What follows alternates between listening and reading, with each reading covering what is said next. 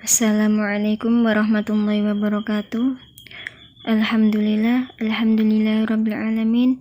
Wassalatu wassalamu ala asyrafil anbiya wal mursalin wa ala alihi washabihi ajmain. Amma ba'd. Saya Anis Lailatul Ramadan beserta rekan saya Azlina Ayu Safitri dan Reza Muhajir Faiz akan mempresentasikan materi kuliah Tasawuf Tibil Qulub yang kebetulan berjudul Sebab Timbulnya Penyakit Hati, yang diampu langsung oleh dosen kita Budianing Pravitri MSI. Pengertian penyakit hati. Penyakit hati dalam Islam adalah penyakit atau gangguan yang ada pada hati dan perasaan manusia. Penyakit hati dalam Islam bukanlah penyakit hati yang menyangkut kesehatan seperti penyakit liver dan lain sebagainya. Hati merupakan penentu baik atau buruknya perilaku seseorang. Seseorang apabila telah terkena penyakit hati, maka di dirinya tidak ada lagi perasaan bersalah apabila melakukan suatu pelanggaran terhadap ajaran. Ia akan melakukan berbagai cara untuk membenarkan apa yang telah ia lakukan. Menurut perspektif Islam sendiri, penyakit hati identik dengan beberapa sifat buruk atau tingkah laku yang buruk seperti dengki, iri hati, arogan, dan lain sebagainya.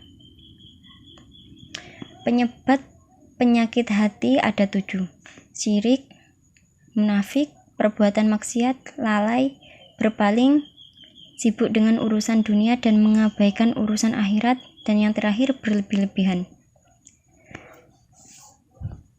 Pengertian dari penyebab penyakit hati. Yang pertama, syirik. Syirik merupakan perbuatan, anggapan atau iktikad menyekutukan Allah Subhanahu wa Ta'ala dengan yang lain, seakan-akan ada yang maha kuasa selain Allah. Syirik merupakan dosa besar yang tidak terampuni dan perbuatan terkutuk yang akan menjatuhkan martabat manusia seperti hewan, bahkan lebih hina. Yang kedua, munafik. Munafik merupakan penyakit hati yang dibenci dalam Islam. Modal utama orang-orang munafik adalah tipuan yang mereka perjualbelikan. Mereka mengerahkan segenap jeripaya agar tipuan itu tidak terungkap. Hal itu mereka banyak bersumpah palsu di setiap tempat dengan asumsi hal tersebut dapat menutupi penipuan mereka. Penyakit hati disebabkan oleh perbuatan maksiat. Apabila bermaksiat sudah berkumpul di dalam hati seseorang, maka akan menghalangi pandangannya tentang kebaikan. Ia akan lupa akan Allah dan senantiasa mengabaikan perintah dan larangannya. Lalai. Lalai menyebabkan penyakit hati. Kelengahan akan menambah kedengkian, keaiban, dan kekecewaan. Adapun kelompok orang-orang lalai ini adalah mata mereka tidak dipergunakan untuk melihat segala nikmat Allah. Telinga tidak dipergunakan untuk mendengar ayat-ayatnya, dan hatinya enggan berzikir. Dan Allah telah mengunci mati-mati mereka sehingga kehidupan mereka dipenuhi kerugian. Oke, di sini saya melanjutkan materi dari Mbak Anis Lailatul Ramadan. Udah sampai berpaling. Berpaling itu dalam Islam adalah berpaling dari mempelajari ilmu agamanya itu sendiri ya. Itu contoh, dia sudah mempelajari agama Islam itu sendiri tapi dia kurang yakin dengan agama yang diperdalamnya itu. Contoh, dia nggak percaya sama agama Islam, dia pengen nganut agama lain seperti agama Kristen. Nah, itu contoh orang yang tidak percaya dengan agama yang sudah di dalam itu sendiri atau agama Islam. Nah, kalau udah itu akan timbul penyakit hati. Nah, orang yang berpaling dari Allah itu orang yang tidak mau menghadiri majelis ilmu, tidak mau meminta fatwa para ulama, dan tidak mempunyai pemahaman ya tentang agama. Nah, itu tadi berpaling, orang yang tidak percaya dengan agamanya itu sendiri yang sudah diperdalam. Contoh aja orang yang sudah memeluk agama Islam tapi dia nggak percaya dengan agama Islam itu sendiri, padahal agama Islam adalah agama yang paling benar dan adil. itu kalau sudah berpaling dari agamanya pasti akan timbul penyakit hati. Itu selanjutnya sibuk dengan urusan dunia dan mengabaikan urusan akhirat. Ini udah jelas ya, pasti teman-teman udah tahu kalau orang yang sibuk dengan urusan dunia itu adalah orang yang sama sekali atau sedikit lah itu pemikirannya tentang akhirat, seperti orang mementingkan hanya wanita contoh aja, terus harta, terus suka foya-foya. Nah itu kalau udah itu pasti akan timbullah penyakit hati. Untuk mencari ridho Allah, manusia tidak harus melupakan urusan dunia seperti mencari rezeki, membangun rumah dan lain sebagainya. Namun manusia diperintahkan untuk menyeimbangkan antara urusan dunia dan akhirat. Oleh sebab itu manusia harus mempersiapkan bekal diri untuk dirinya di akhirat kelak. Mengikuti keinginan dunia tidak akan ada habisnya. Seseorang bisa saja lupa akan akhirat apabila terlalu mengejar dunia. Inilah yang menimbulkan penyakit hati dalam diri manusia, sehingga manusia rakus akan kenikmatan dunia. Nah, kalau orang kata-kata ulama atau orang berpendapat itu, kejarlah akhiratmu maka dunia akan mengejarmu. Itu jangan kerja duniamu tapi kamu malah udah terjerumus oleh kekejaman dan kekerasan di dunia ini. Itu keliru. Harusnya kan kejarlah akhirat maka dunia akan mengejarmu.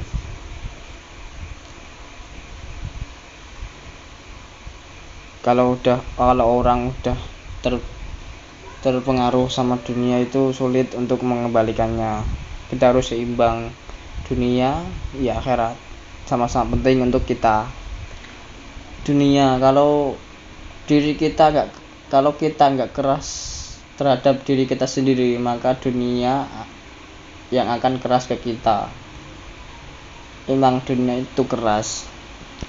Kalau kita hanya masih menuruti nafsu kita, masih menuruti keinginan kita yang tidak berfaedah untuk kita, itu lebih baik menjauh. Kalau kamu masih turuti kan nanti akan timbullah penyakit hati seperti yang Mbak Ella terangkan tadi.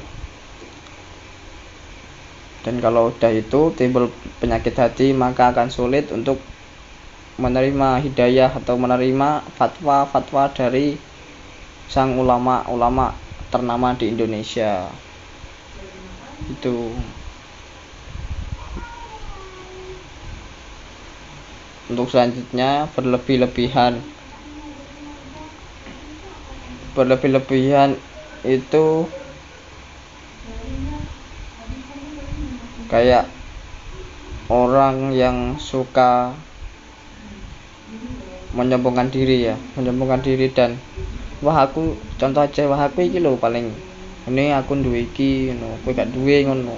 Contoh aja seperti itu nggak boleh. Dan kalau udah itu, kalau sifat itu sudah muncul dari dalam diri kita, itu akan muncul penyakit hati. Ibnu Taimiyah dalam bukunya yang berjudul Penyejuk Hati mengatakan, terlalu banyak makan, minum, tertawa, bergaul dengan manusia, bercanda, melihat, dan tidur dapat membuat hati menjadi sakit. 35 dalam Islam, kehidupan kita semuanya memiliki porsi masing-masing. Nah, dari sini kan udah tahu teman-teman pasti orang yang suka minum, maksudnya banyak minum lah, nggak sesuai apa yang dibutuhkan oleh tubuhnya. Kalau untuk minum sih berlebih-lebihan sih nggak diajarkannya, tapi pokok harusnya kan sesuai yang dibutuhkan oleh tubuh kamu sendiri, nggak kurang, nggak berlebihan. Itu kadang malah ada kayak suka pamer itu, terus tertawa berlebih-lebihan sampai terbahak-bahak, sampai kadang perutnya sakit, sampai kadang ya gitulah pokok kelewat batas. Kadang malah pada saat orangnya tidur, semua anggota keluarganya tidur, tapi dia sendiri tertawa terbahak-bahak. Nah itu nggak boleh, kan nggak sopan. Udah waktunya tidur kok masih tertawa terbahak-bahak, nah itu namanya juga berlebih-lebihan yang tidak baik untuk ditiru. Nah kalau udah itu pasti akan muncul penyakit hati. Bergaul dengan manusia ini bergaul dengan kayak orang-orang yang suka berpaling dari agama, kayak yang di atas tadi. Bergaul dengan yang tidak setara dengan apa yang kita inginkan, apa yang kita perlukan untuk kebutuhan kita, untuk kebaikan kita, itu tidak cocok dengan mereka. Nah itu carilah yang benar dan cocok untuk diri kamu sendiri.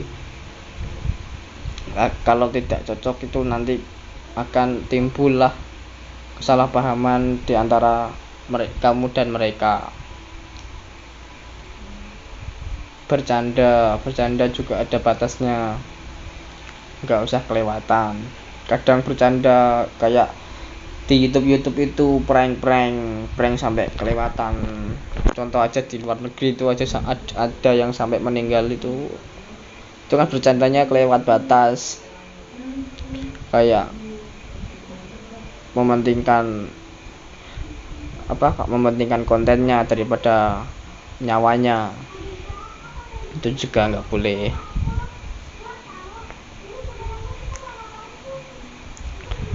Dan apabila sesuatu itu telah berlebihan, maka dapat menimbulkan penyakit atau kelainan, yaitu bisa juga jadi kebiasaan untuk kita kalau dilakukan secara terus menerus,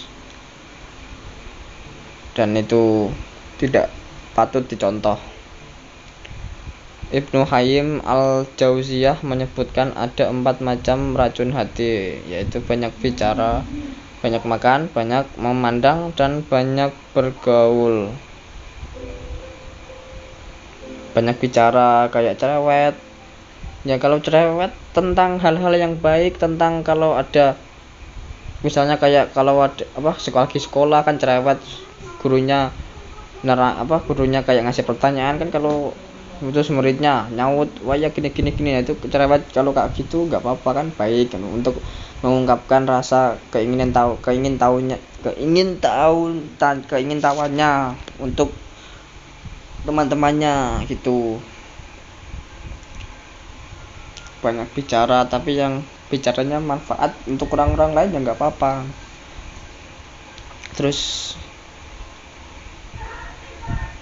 kecuali kalau banyak bicara kayak di tempat-tempat umum itu nggak boleh. Kayak kan berbicara di tempat-tempat umum terus berbicaranya itu kan nggak bermanfaat, nggak baik, terus nggak layak lah untuk didengar orang lain. Banyak makan juga, banyak makannya kayak nggak diatur, sehari 5 kali, sehari 6 kali terus gitu. Terus juga pas makannya juga nggak baca doa dulu, banyak memandang, dan banyak bergaul. Itu selanjutnya menyembuhkan hati dengan sederhana. Nah ini menyembuhkan itu yang pertama istighfar. Untuk menyembuhkan hati perlu dimurnikan terlebih dahulu dari semua jenis kotoran seperti iri, kemunafikan, kesombongan, kerakusan, dan penyakit lainnya. Langkah pertama menuju pemurnian adalah istighfar. Nah ini teman-teman udah tahu pasti ya, istighfar, astagfirullahaladzim terus berkali-kali setiap malam, itu pasti akan penyakit hati ntar akan hilang dengan sendirinya, sembuh total insyaallah. Yang kedua ini seringlah membaca Al-Quran dan memahami artinya. Ya ini sering membaca Al-Quran tiap habis maghrib, tiap sebelum maghrib atau mau azan maghrib, terus atau sesudah subuh, sebelum subuh itu, terus pahami artinya, itu insya Allah akan, dan juga resapi dari hati ke hati, pasti akan sembuh dengan sendirinya. Penyakit hati itu akan hilang itu dengan membaca Al-Quran setiap hari dan pahami artinya. Yang ketiga, melaksanakan ibadah lainnya. Sebagai manusia, kita diwajibkan beribadah dengan tulus dan ikhlas, hanya mengharapkan ridho Allah Subhanahu wa taala. Jika kita bisa beribadah dengan benar sesuai tuntunan hadis dan sunnah, insya Allah kita akan terhindar dari penyakit ini. Melaksanakan ibadah lainnya seperti kan sholat sunnah, zakat, terus membantu orang lain, terus mencukupi keluarga, membantu orang yang berkebutuhan, terus ya itu. Dan udahlah ya, pengertian tentang sebab timbulnya penyakit hati dari saya dan Mbak Anis Lailatul Ramadan.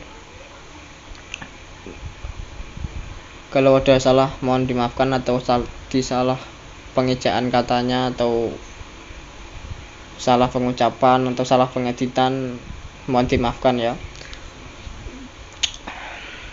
Sekian dari kami. Wassalamualaikum warahmatullahi wabarakatuh.